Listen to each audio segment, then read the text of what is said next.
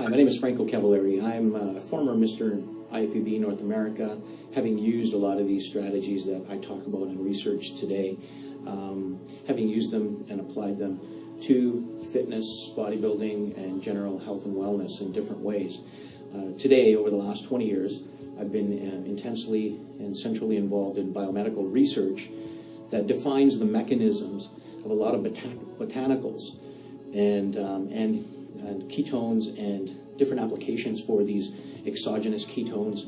It's a very interesting path where I've been able to take common botanicals that we know, let's for example say, have anti-inflammatory activity, strip them down into their constituents, and then with these isolated constituents map the pharmacology of each to determine how the polypharmacology of these compounds is being delivered to the body and what the mechanisms of each are, so that then we can be more selective about which constituents we use for specific indications that we know will be more reliable.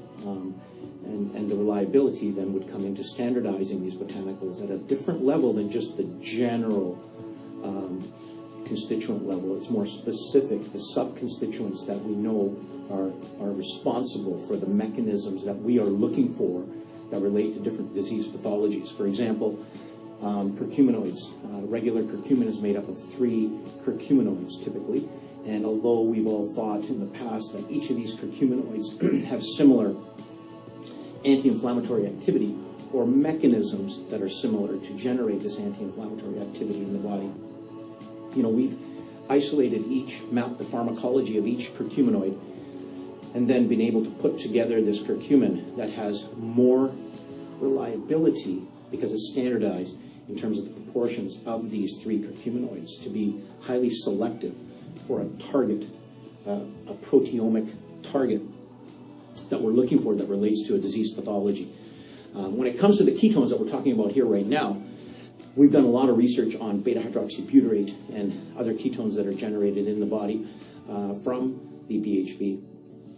Typically, the BHB is considered a ketone body, but we can supplement with this exogenous ketone to induce ketosis, a rise in serum ketone levels from the baseline, which is typically 0.1 millimole for the average person. It can range to a different level for some people based on caloric intake, carbohydrate intake, and or physical stress and strain, physical load. In particular, exercise is one way to facilitate ketosis as well, in conjunction with a diet that's ketogenic.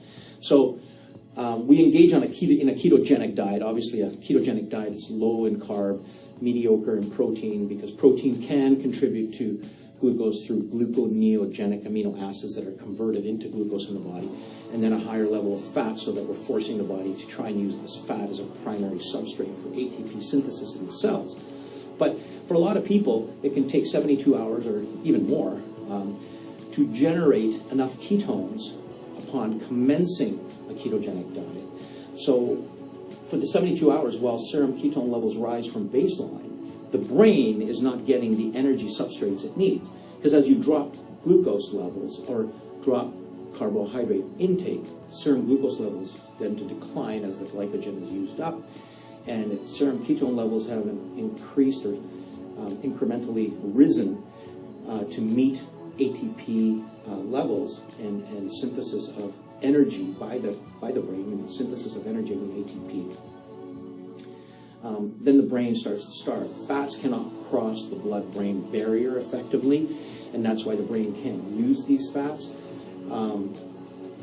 And so it waits for these ketones that are generated in the body through a process called beta oxidation, primarily in the liver. There are other cells that can engage in beta oxidation to make fats their energy source. So we're converting fats through beta oxidation to ketones, and this rise in serum ketone levels through endogenous or internally derived ketones. This rise then can feed and fuel the brain as the ketones cross the blood-brain barrier. Now the cool thing is that there are diseases, epilepsy, dementia, just general deficit and recall failure in the brain, that can be served well by an elevated level of ketones. We know that dementia is associated with a term called type 3 diabetes, where insulin is not functioning effectively in the brain to allow glucose to be taken up by the neurons so that glucose can be used as a primary substrate for ATP synthesis. And in these cases where we have this type 3 diabetic state, this elevated serum ketone level is an amazing resource for the brain because it crosses the blood-brain barrier. The ketone is not dependent on insulin to penetrate or enter the cell, and so it's assimilated or absorbed into the cell, used as a primary substrate for energy, for ATP. But the cool thing is that the brain can actually make, the cells can actually make more ATP per carbon of ketone than it can of glucose with less oxygen. So there's a lower demand on the cardiovascular system for oxygen exchange, and the brain can actually make more ATP. When you cause an increase in serum ketone levels that the brain is happy with, you begin to see the room feels brighter, cognition is more readily functional. You feel awake, you feel energetic, you feel like doing things you didn't want to do before when you're carbohydrate loaded. So for a lot of people, especially those who are insulin resistant, we find those who are insulin resistant or pre-diabetic or into the type 2 diabetic state do really well with this exogenous ketone supplementation.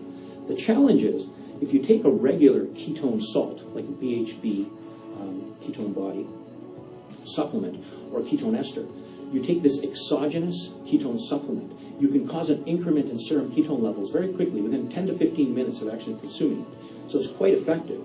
And every 15 minutes you can actually map a rise in serum ketone levels while mapping a reduction in serum glucose levels because you have a facilitated clearance of glucose.